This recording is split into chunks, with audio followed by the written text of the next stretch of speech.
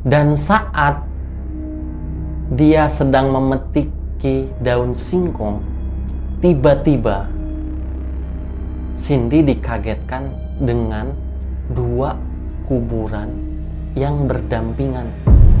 Gak jauh dari lokasi Cindy sedang memetik daun singkong. Di situ Cindy kaget. Assalamualaikum warahmatullahi wabarakatuh. Jumpa lagi bersama saya Kang Ian di channel Jurig.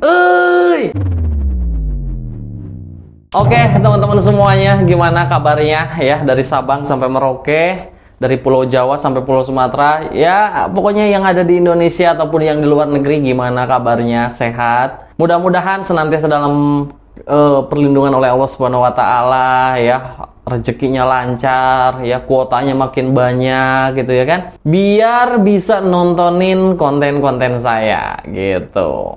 Ada kabar bagus nih ya. Saya sudah memplanning untuk channel ini saya akan upload seminggu itu 2 kali karena berhubung banyak sekali channel-channel yang harus saya garap. Dan buat teman-teman, jadi kalau misalkan mau nungguin konten-konten saya, pokoknya setiap seminggu 2 kali pasti saya upload. Tapi untuk harinya saya belum bisa menentukan karena saya masih berbenturan dengan jadwal syuting channel lain. Seperti itu, teman-teman. Nah, untuk cerita kali ini datangnya dari seorang perempuan ya. Sebut aja kita samarkan namanya Cindy. Karena untuk nama aslinya dia minta ditutupi dan asalnya dari Blitar. Jadi Cindy ini dia tinggal dengan ibu dan bapaknya. Dia adalah anak satu-satunya yang dimana hidup dalam kesederhanaan. Namun Cindy dengan orang tuanya dia bertempat tinggal jauh dari pemukiman lain. Karena dia memiliki tempat tinggal itu, rumahnya beserta tanahnya itu dikasih oleh orang lain. Untuk rumah itu dikasih, tapi untuk tanah itu dipinjamkan. Sorry ya. Nah, Cindy ini dia dari kecil untuk menuju ke sekolah itu memang lumayan cukup jauh, sehingga dia harus membutuhkan waktu pulang pergi dan perjuangannya lumayan cukup luar biasa sekali menurut saya. Bahkan saya ketika membaca emailnya, ternyata Mbak Cindy ini sepanjang hidupnya udah terbiasa dengan keprihatinan. Nah, Cindy saat dia sudah keluar sekolah dan dia udah lulus, Cindy dia berkata sama ibu dan bapaknya, "Pak, Bu, Cindy mau pamit, Cindy pengen kerja, dan Cindy ingin merubah kehidupan kita. Ibu dan bapak cukup sudah untuk bekerja keras membesarkan Cindy sampai Cindy lulus sekolah." Saat itu Cindy kebetulan dia tamatan SMA. Jadi hasil kerja orang tuanya dari kebun itu tuh dipakai untuk biaya sekolah Cindy. Nah, bapak dan ibunya itu kaget. "Nah, emang kamu mau kerja kemana? Sedangkan di zaman sekarang cari kerja itu susah." Cindy dia berkata, "Bu, ada teman Cindy yang mengajak untuk pergi ke luar negeri." Dan bapaknya lebih kaget lagi karena posisinya Cindy ini baru lulus sekolah SMA ya, sekitar beberapa bulan langsung dia memutuskan ingin pergi ke luar negeri. Sontak ibunya langsung kaget ketika mendengar Cindy mau berangkat ke luar negeri dengan bantuan temannya. Karena kebetulan Cindy ini kan memang anak satu-satunya, dan Cindy termasuknya adalah salah satu anak yang smart di sekolahnya dan jarang bergaul atau main dengan teman-teman sebayanya pada waktu itu. Karena berhubung dia harus membantu pekerjaan kedua orang tuanya di kebun. Dengan sangat terpaksa ibunya dan bapaknya dia mengizinkan niat yang sudah bulat dan jauh-jauh hari Cindy persiapkan untuk membicarakan hal ini kepada kedua orang tuanya. Tibalah saatnya Cindy berangkat untuk ke luar negeri. Dan sesampainya di luar negeri, Cindy setiap hari pada umumnya namanya di tempat yang baru, dia ngeluh dengan keadaan yang tidak biasa. Yang biasanya sehari-hari di kampung dan di kebun dengan orang tuanya, dia terus-menerus ketika menghubungi kedua orang tuanya selalu mengatakan kangen, rindu.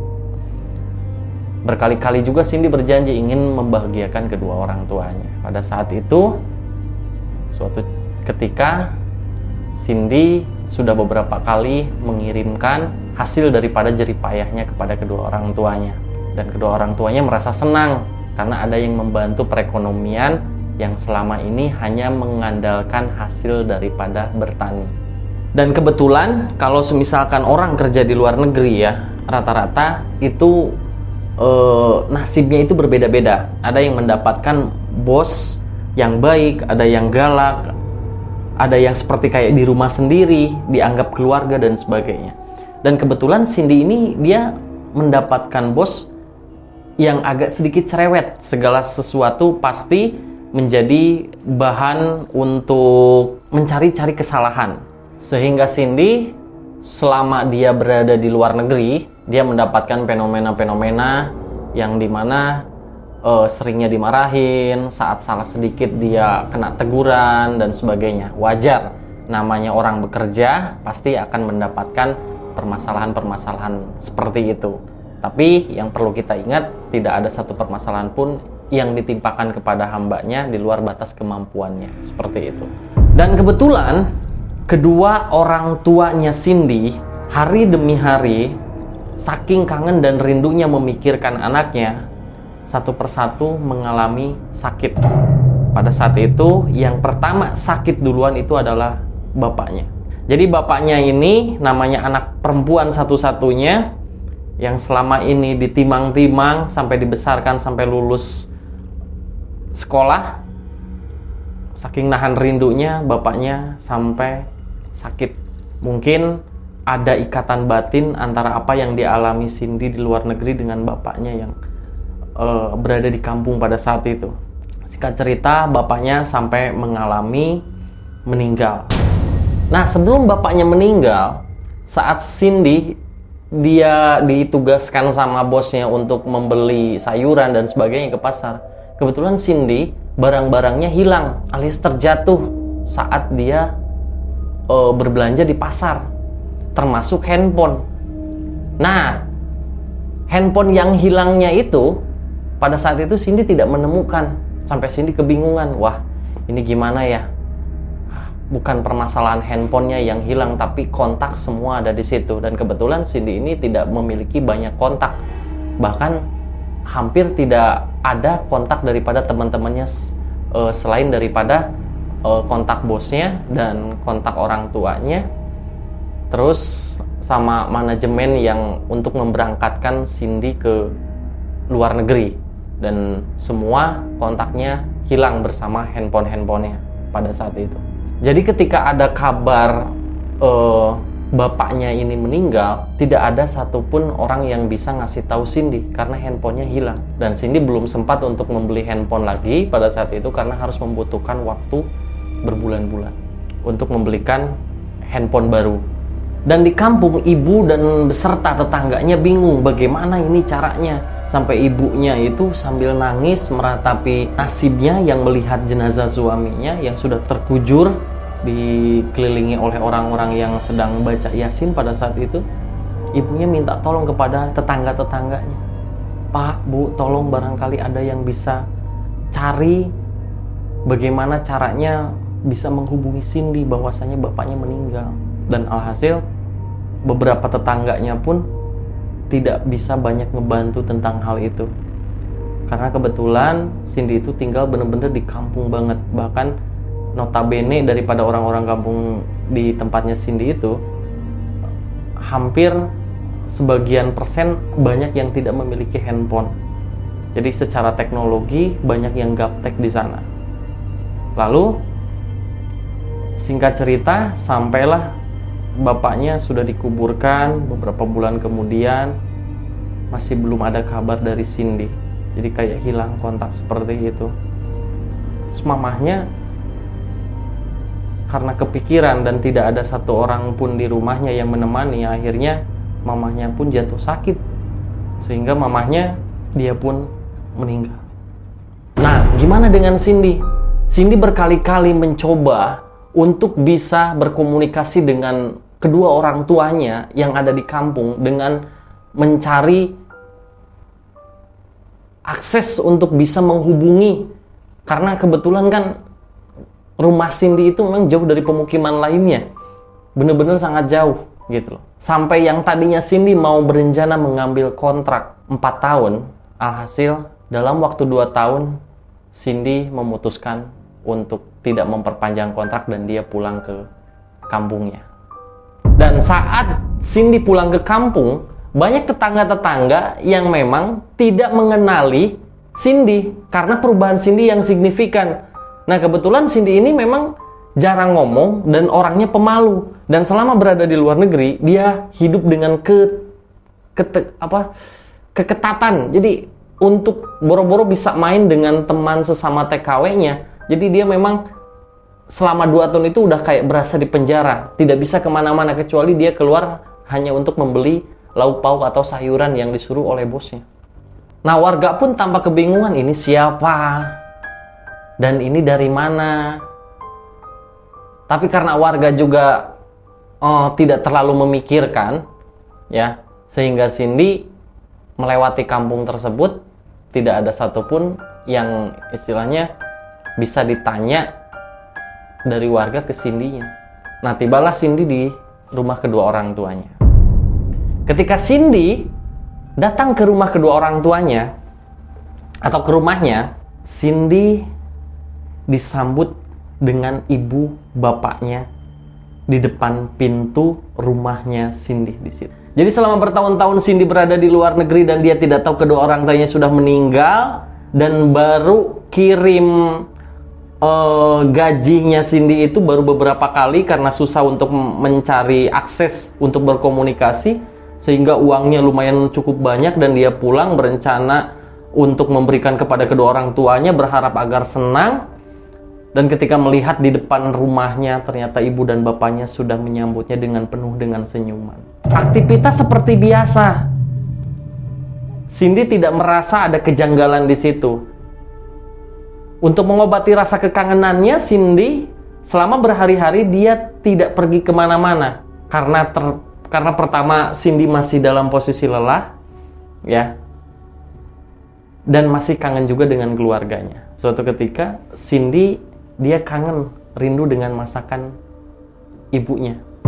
Bu, tolong dong, Cindy pengen masakan ibu. Masakin apa kek? Cindy kangen dengan sayur daun singkongnya ibu. Seperti tidak terjadi hal-hal yang ganjil, ibunya seperti biasa dia datang ke kebun, dia metikin daun singkong, terus dia masak, dan singkat cerita semua yang diinginkan Cindy sudah ada di depan meja makan. Dari sini Cindy udah mulai agak sedikit curiga. Tumben-tumbenan, ibunya kan udah tua. Kenapa ketika meminta masakannya itu berasa lebih cepat daripada sebelumnya? Apalagi sudah ditinggalkan 2 tahun yang lalu. Seharusnya tenaganya juga sudah semakin berkurang. Alhasil Cindy dia bertanya-tanya dan bergumam dalam hati, ibu kok masaknya cepet ya? Apa dibantu sama bapak? Terus dia mencari tahu sendiri. Cindy ke belakang rumah dan dia mencari bapaknya. Pas kebetulan kedapatan bapaknya sedang motongin kayu bakar pada saat itu. Terus Cindy bertanya, Pak, bapak membantu masak ibu? Terus nengok, agak sedikit bengong sebentar bapaknya pas waktu ditanya sama Cindy. Terus beberapa menit kemudian bapaknya jawab, enggak nak, bapak dari tadi motongin kayu bakar. Lalu Cindy, oh ya udah pak, lanjutin lagi motongin kayu bakarnya.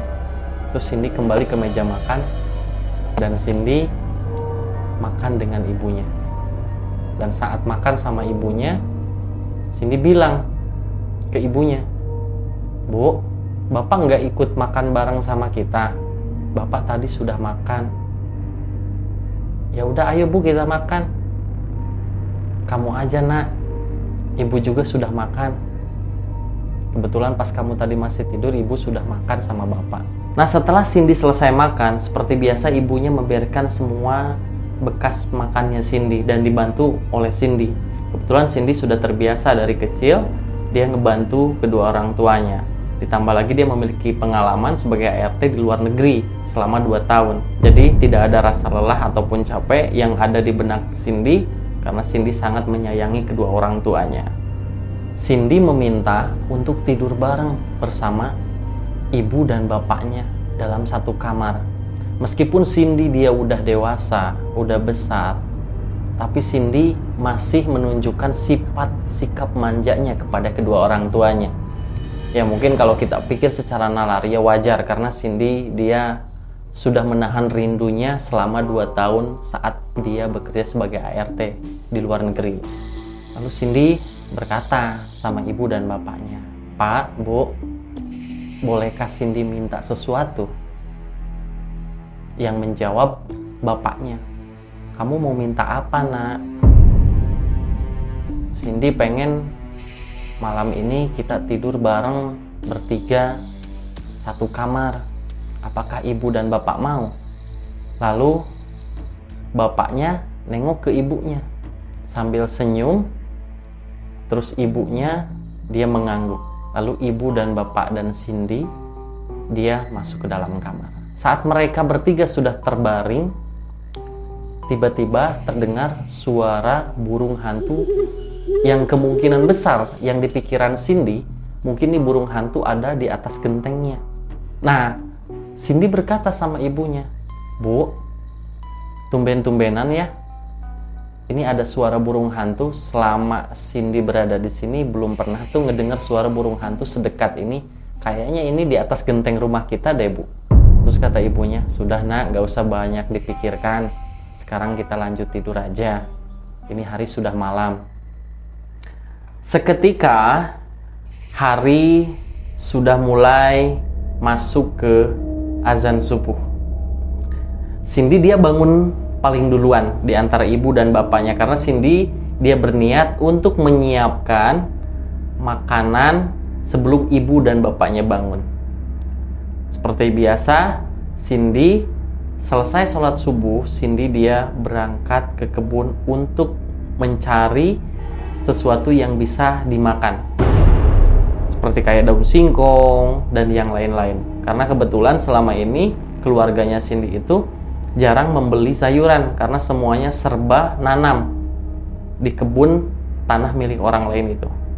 Dan saat dia sedang memetiki daun singkong, tiba-tiba Cindy dikagetkan dengan 2 kuburan yang berdampingan gak jauh dari lokasi Cindy sedang memetik daun singkong.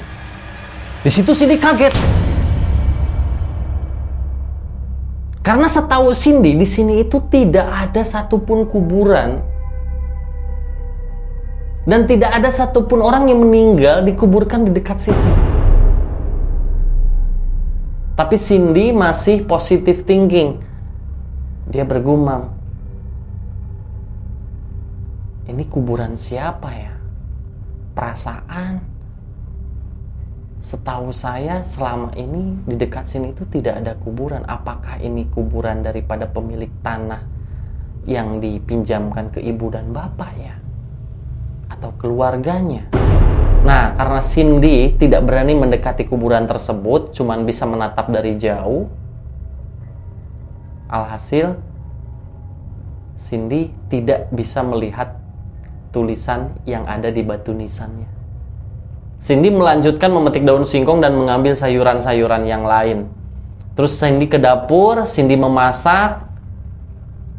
Setelah Cindy beres memasak, semua dibawa ke atas meja makan. Terus dia berniat untuk membangunkan ibu dan bapaknya. Karena setahu Cindy, ibu dan bapaknya itu masih tertidur pulas.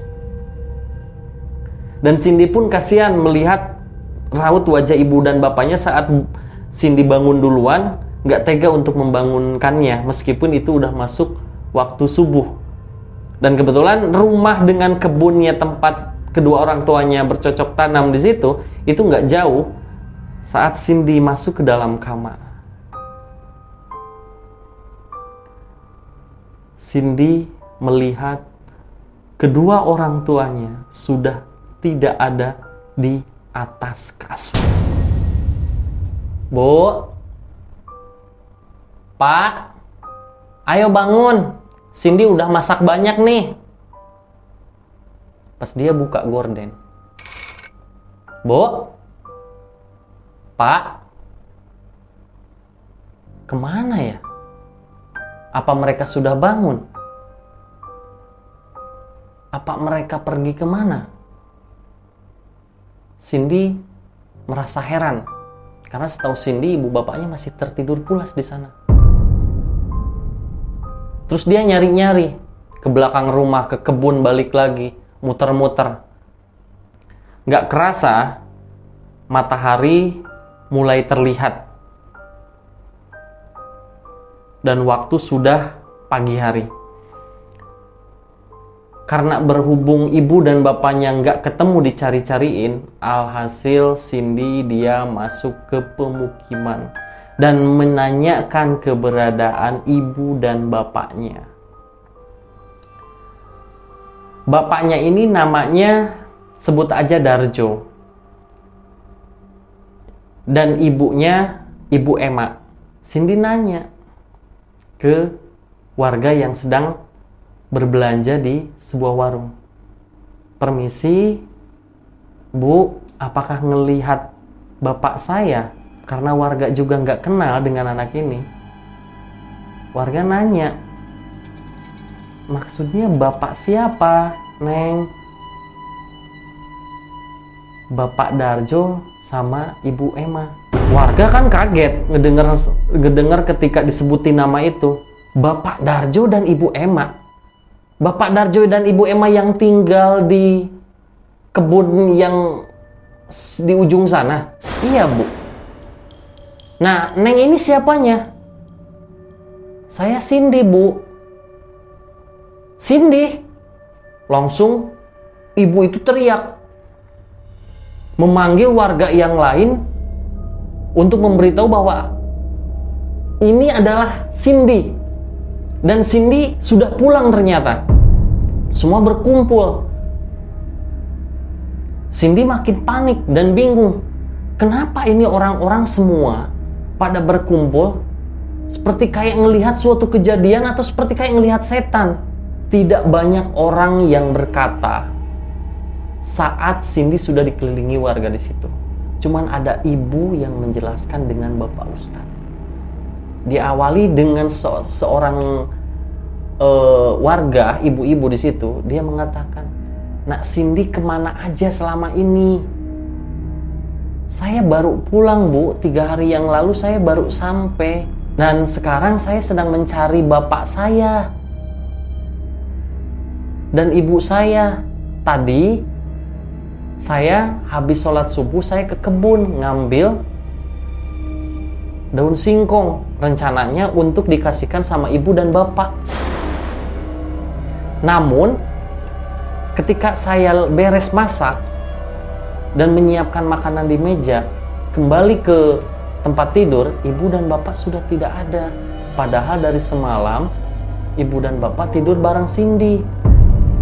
Lalu warga bersama Pak Ustadz semua menggeleng-gelengkan kepala.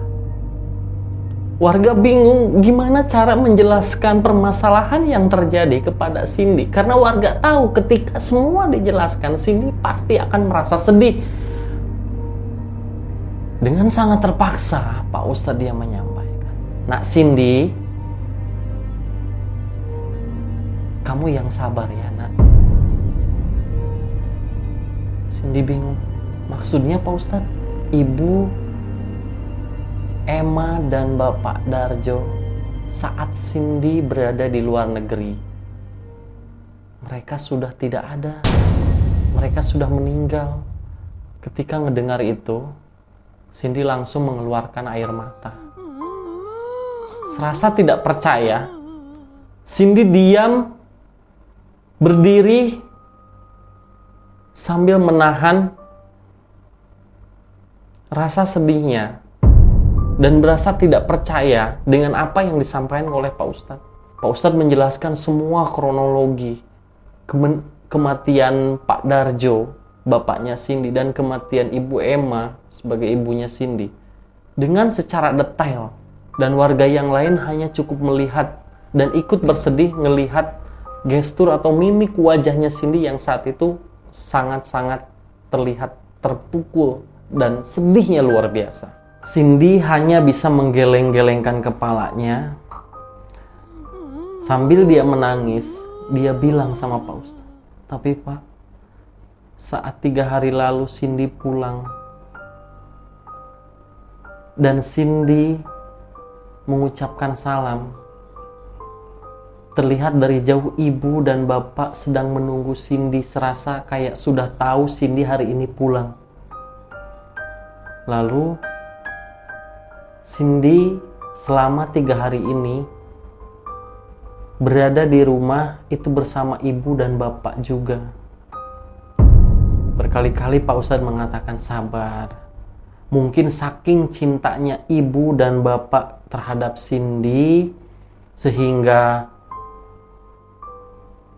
Cindy berhalusinasi seolah-olah ibu dan bapak masih ada.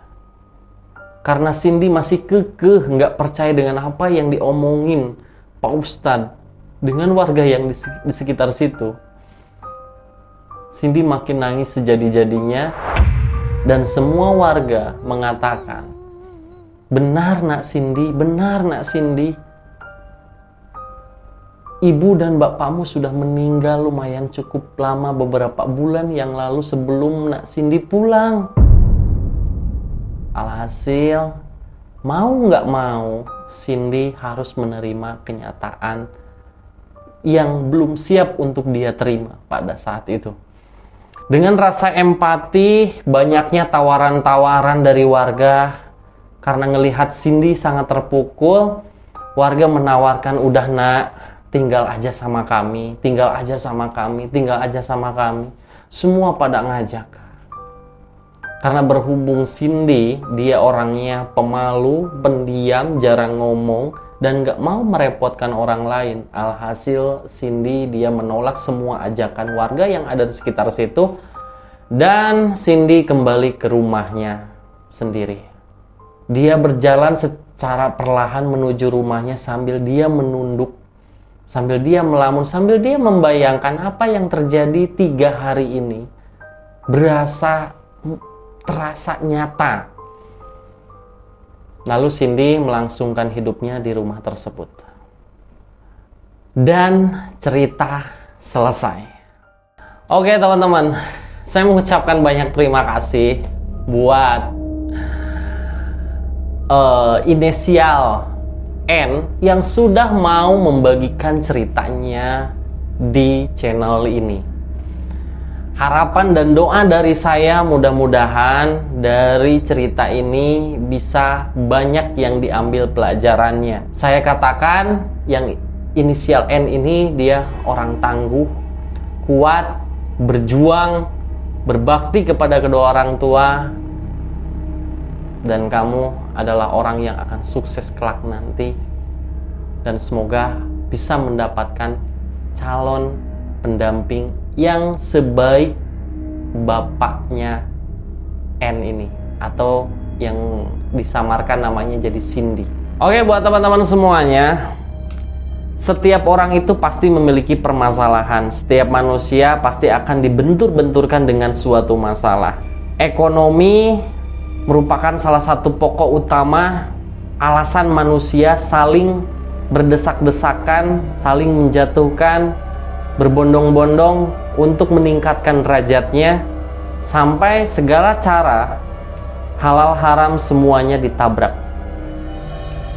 Yang paling utama adalah bagaimana kita bisa menikmati, mensyukuri atas apa yang sudah kita dapatkan saat ini, karena sesungguhnya semua manusia yang terlahir ke dunia ini semuanya dilahirkan dengan kaya raya.